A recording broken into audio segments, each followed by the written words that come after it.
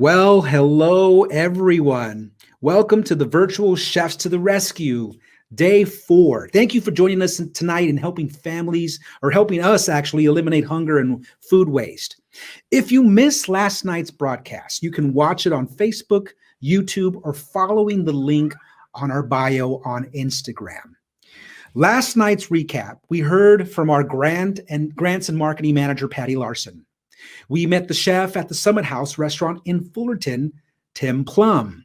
We also went to El Sereno's Victory Outreach and met Pastor Ben Garcia. And we had a closing by our operations manager, Veronica Tashakor. In summary, we learned that, Chef Tim Plum shared his delicious potato au gratin recipe right on our website. And we learned also that Pastor Ben's nonprofit is just one of 400 agencies that rely on our services to feed their food insecure families. Those are some things that I did not know. It's very good to watch those. Go back and watch the replay. Tuesday's recap, we heard from Patty Larson that day. We also met the co-owner of Cluck and Blaze, Vache. We got a chance to see our work in action at Cal State Long Beach ASI Beach Pantry, as well as hearing from Lisa Hoffmaster, our fund development manager.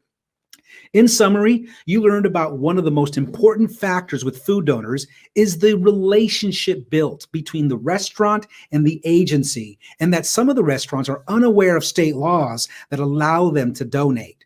And also that it takes $500 to restock a college pantry. What happened on Monday? Monday's recap, we obviously heard from our executive director, Diana Lara. We witnessed the amazing acrobatics of Bossy Flyer, and we heard from one of our volunteers, Carolyn Remley. In summary, this pandemic magnified our hunger problem even more, and how we at Food Finders had to pivot in how we work with our restaurant and agency partners.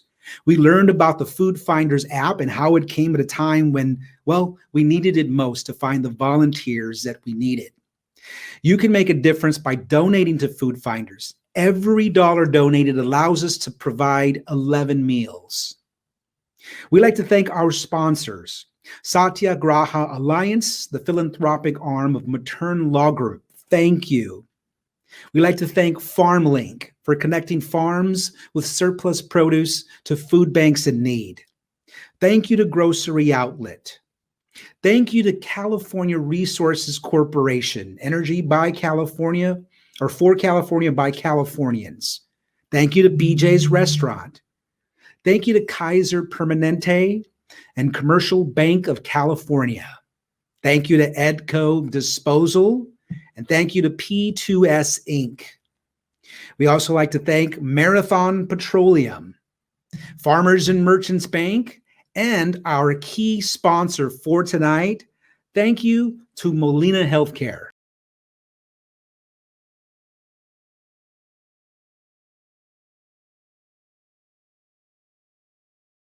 Thank you to them once again. Thank you to all of our sponsors. Thank you to you donors. We want to make sure that you go on Facebook to like Food Finders, our page, and also follow us on Instagram at Food Finders LBC.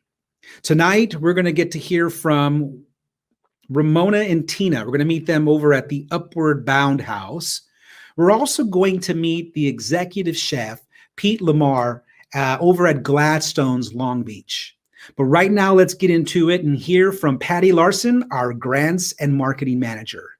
Patty? Hi, I'm Patty Larson with Food Finders. Thank you for joining us on day 4 of our virtual Chefs to the Rescue event. We're excited to share another restaurant partner and agency partner with you. We also have a drawing for restaurant gift cards once again, and today we are including Gladstone's in Long Beach as part of the drawing. So please donate to support this event and you could be a winner. Gladstone Seafood Restaurant is a favorite in Long Beach to locals and tourists, especially because it's located down by the beautiful marina right across from the Pike in Long Beach. They've been partnering with Food Finders for a number of years. Chef Pete, their executive chef, does an amazing job keeping things running efficiently in their kitchen. But like many restaurants, though they cater large events sometimes, and they'll have unserved food that can't be used on their menu. So the next day, unfortunately, they can't serve it, but that delicious food will get donated through Food Finders to a local program like Christian Outreach and Action, where hundreds of people receive food and meals every single day. Chef Pete is going to be cooking one of his signature dishes and sharing about Gladstone's partnership with Food Finders. After that, we're going to Santa Monica up the coast to visit Upward Bound House. One of the things that I really love about working at Food Finders is hearing the amazing positive outcomes as a result of our program, which we share with all of you throughout the year. When we visit our agencies, we meet some of the most kind, giving people. These are the people who run the programs that we support. And they are community members that have made it their purpose in life to help others thrive. And Upward Bound House is a perfect example of this. They provide transitional housing. In addition to on-site residents, they have a supportive network for the residents that have moved on to become independent. It's a wonderful program. It's right in the heart of Santa Monica. And, you know, it's an area considered one of the wealthiest in California, if not the country, which just goes to show that hunger is all around us. We are so grateful for these partnerships. So watch now and you'll see what I'm talking about.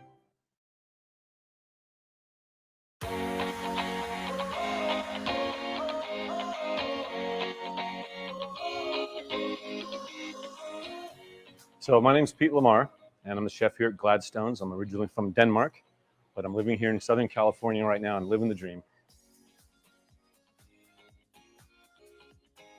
I was cooking in kitchens throughout college years, and I worked at a couple of different restaurants. One of the restaurants I worked at, it was a busy Saturday night. I'm a line cook, and the owner walked past the chef and past the sous chef through the kitchen with a plate that just came back from the dining room. He came to me and he asked me if the shrimp was still good on the plate. With one smell, I could tell that something was bad with the shrimp. So I knew there was something important about him wanting to reach out to me to ask about the plate. The next thing that happened was another restaurant that I worked at in the near future. The owner did a winemaker dinner, and he brought in a French chef who started a week before the dinner, and he made things I'd never even seen or heard of before. He made galantines and ballantines, and I got to work with this guy for a whole week. And then came the day of the party, and Sunday night we entertained 50, 60 people in the dining room. And after we served several courses, we got to go out and get a standing ovation from the crowd. We got to walk around and talk about the food with the people, and of course we got to drink a little wine. And I knew right then that the chef was calling me. So the next morning I made arrangements to go to Europe, and I moved to France a short time later. I learned to speak French, read, write, and speak French, living with my family. And I went to some interviews at various culinary schools in France, and that's where I learned of the Culinary Institute of America in Hyde Park, New York. Back then there was no internet, so I had to go to the railroad station, make a click phone call to my mom in Oklahoma, and ask her to research the Culinary Institute of America in Hyde Park, New York. And she did that. After about 2.5 years, I was back in the States. I applied to school there, and I graduated in '87. I've lived out here ever since. I was working at another restaurant here in town, and the owner came into that restaurant, and he'll tell you that I can speak very knowledgeably on the halibut that I'm serving. He can tell you that I'm almost poetic in my description of oysters. And so one day I was riding my bicycle down here at the Pike, and I saw Gladstone's under construction. And I was like, wow, that's interesting. I remember the owner coming in to visit me. So I went and got my resume, came back to the construction zone. I gave it to the foreman that was here building this place. And the next morning, my phone rang, and the rest is history. I've been working here since the day we opened in 2004.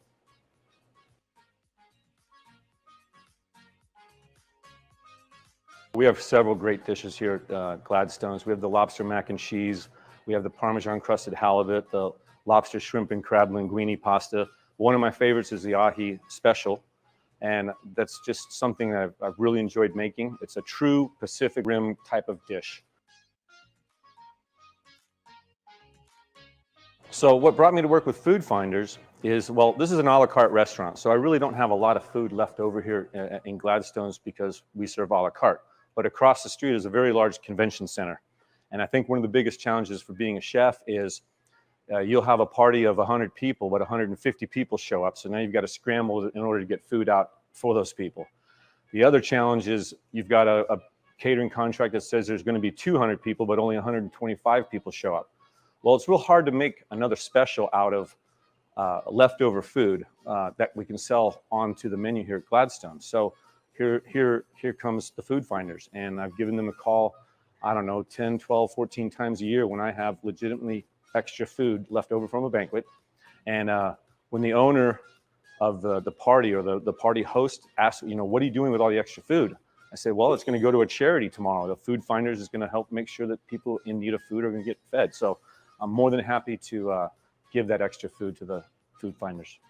Well, so the ahi special, it's taken on an evolution of its own over years and years and years. I've served it with baby bok choy and a few other things, but it's just so much fun to be a chef and to be able to create something and to be able to put things together onto a plate, starting with the fresh ahi tuna that we get. I work with a couple fishermen here locally. I also work with some boats in Hawaii. So oftentimes I get product that's flown in here that's been swimming 24 hours ago, which I just love. But you can tell, you can see the fish, you can see how it's just sitting out there in front of you with its color and its richness, and you just know that this is a fresh product. Most of our produce comes in fresh. We do have a sushi bar here at Gladstone. So here's a dish that takes sushi rice as a bed that went right onto the plate. We sauteed locally grown shiitake mushrooms, and we did that in a little sesame oil to give it the Pacific Rim flavor that it has. We have locally grown spinach that was sauteed in garlic, and of course, garlic comes here from Gilroy, California, garlic capital of the world. So here we are with the freshest garlic ever. And we bring those two together onto the plate with the sushi rice. And now we've seared the tuna, real simple, salt and pepper, but we've seared it in olive oil. I don't want to overpower the plate with sesame oil, but just in olive oil. Nice little sear, so it's still raw on the inside and nicely brown on the outside. And when you saw how it was just set right on top of the rice, we've made a pan soy sauce with soy sauce, rice wine vinegar, water, and we thicken that with a little cornstarch. Very simple. It's one of my aunt's favorite dishes. Whenever she visits from Europe, this is the dish that she orders. But that one over the top, we've got wasabi that goes into some creme fraiche that we mix together, and we put that over the top through the piping bag, and we just took the back of the knife and just kind of ran some lines to give it a nice little color there, and then garnished it with some chopped tomato and some parsley. I love creating dishes, and it's just kind of fun to make things look square on a round plate and make things look round on a square plate. So you can see how it was just kind of evenly portioned around the tuna, and there you have it, the ahi dinner special.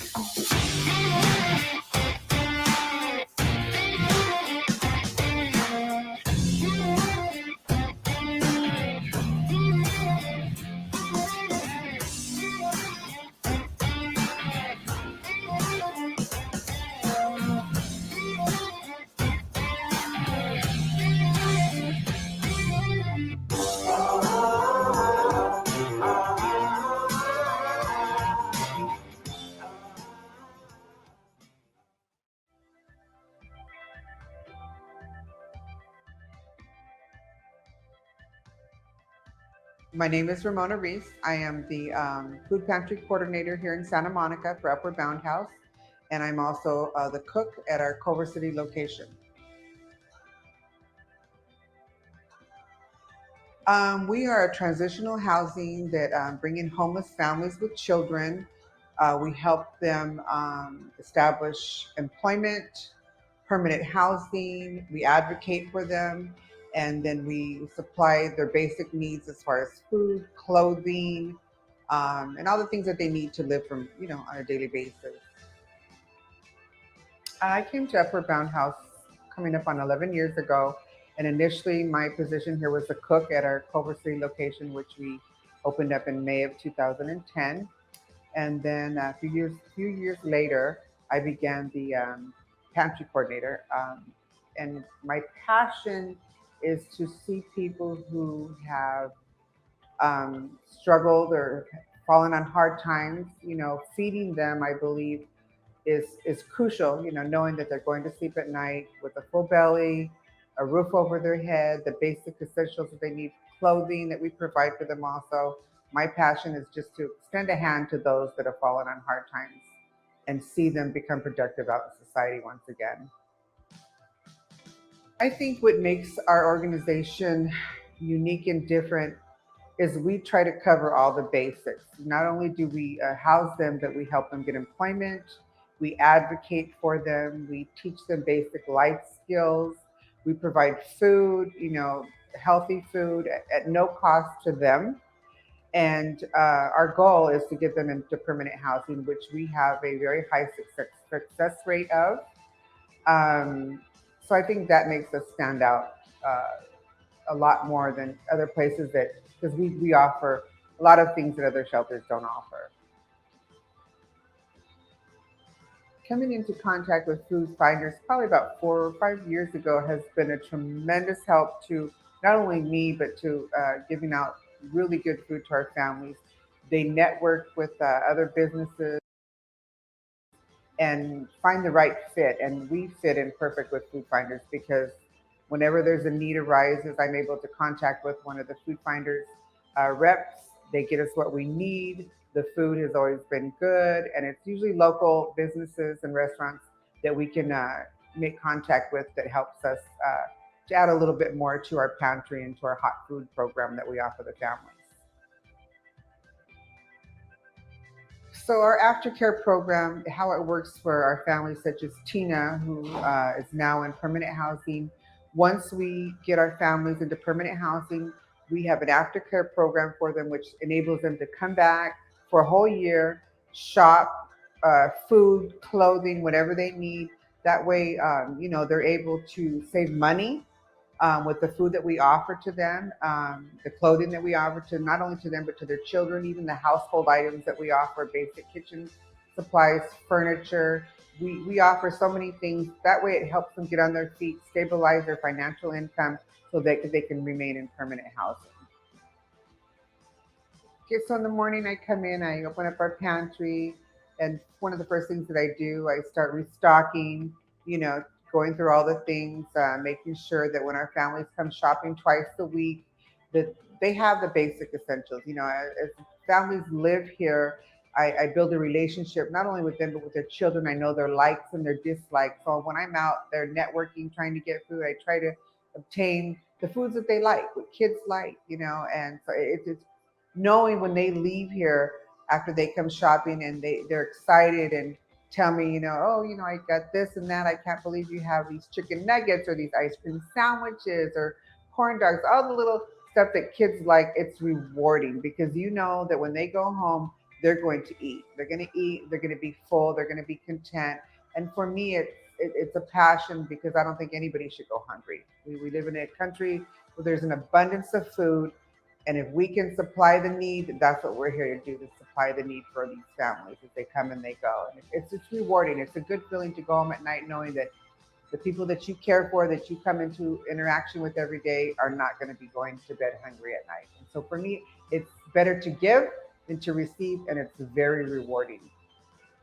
So as we've entered into this pandemic phase since March up until the current time, and the kids are not going to school, I think our greatest need is meeting the needs of the children. They would normally be at school and be fed twice a day. But now that they're not in school, the demand is higher for not only nutritional foods, but snack foods. And it's been a challenge, but we've been able to meet it with great organizations like Food Finders, other organizations that we work with. They've been coming through and helping us. But I know that as we continue to go through this pandemic, the need's going to get greater. So the need will be greater. So we just need to continue to trust and believe that we will continue to meet the needs of these families. We will continue to meet the needs of these children by networking, reaching out to other organizations that are willing to help us.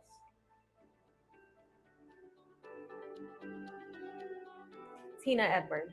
I lost my job and I didn't have enough funds to pay for my rent or pay for a hotel. So I ended up going to different shelters in Los Angeles. And I happened to go to Department of Public Social Services and I met with a homeless social worker, and she did a referral to Upward Bound's house. And I waited about maybe 2 months for the referral to go through, and I ended up moving to Upward Bound House in Santa Monica. There was an employment specialist. They had so much support, like around the clock. The pantry, having access to that twice a week, that was a major blessing. I went to the pantry twice a week and I was able to prepare my own meals. I was able to get fresh vegetables, a lot of different options like vegan, gluten-free options, just a lot of good stuff, a lot of snacks for my kids. And I moved out last September and I still have access to the pantry when I'm able to come. I'm able to get meats and vegetables, dry goods, canned goods, and it helps out a lot. I save about $200 a month, maybe on groceries. I come into the pantry. I just want to say thank you to Food Finders for providing me and my family with food throughout the year.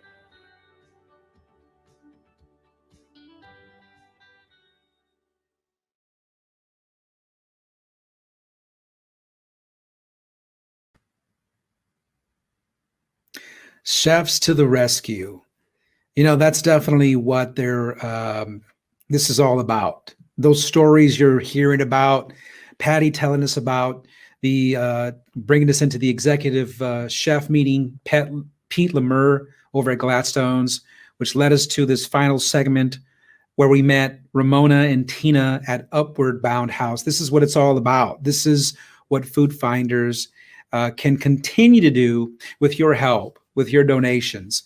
In summary here, what we just learned is that since the pandemic started, food insecurity has tripled in many parts of our country. If food waste was reduced by just 15%, 25 million Americans could be fed every single year. I mean, we've all attended catered events or meetings and have witnessed the tremendous amount of uneaten food. Well, tonight we learned that Food Finders is the solution. Thank you to Full Riot who produced these videos over the last few days. I want to thank you to them. We want to look at some of the donations. So if you look over to the right side of the screen, place your cursor there, you can actually scroll. Thank you to Warren and Phyllis. Thank you to Diana, Alicia, Joseph and Pamela, Charles, Gary, Martha, Emma, Monique, Renee, Naphtali, Donald, Kira, Marjorie, Kelly, Lisa, Sarah. The list goes on and on and on. Thank you so much for your donations. We thank you. We're at $35,521. Our goal is $60,000. You can either donate one time or you can set up a monthly recurring donation, which certainly helps create a reliable source of funding year-round to help provide food to the communities that we serve. If you've already donated and you're looking for a way to help, go to Facebook, go to our Facebook page, Food Facebook page, Food Finders. This is life, family and friends. And you like our page, scroll down, look at the videos from tonight. Once this is completed, from yesterday, from Tuesday and Monday, share them with your family and friends. I'm pretty sure some of them are looking for a cause, are looking for a movement, are looking for a way to contribute and help those that are in need. And remember, those of you that have donated already, you are entered into the opportunity drawing. There'll be a drawing tomorrow morning, as well as a drawing on Monday. So the drawing tomorrow morning will be for restaurant and food gift cards. And then the fifth and final drawing on Monday will be for a private melting pot food tour, as well as some online gourmet market cards. Please donate now. We ask that you hang on to tomorrow. We're going to actually interview some really cool people involved with Food Finders. They're not chefs, but they are someone who I can't wait to hear from them tomorrow. So tune in tomorrow. Don't forget, right after this video ends, go to Facebook, share the videos, and be able to also, have you already shared the videos, if you can donate, or if you know someone that wants to donate, talk to them and support the cause. This has been Thursday night's Chef to the Rescue. We thank you for watching. We thank all of those that have participated thus far. Thank you to the man behind the curtain, Eric Lada, who is doing the technical stuff in the other room. Thank you, Eric. And we'll see everyone tomorrow. Thank you.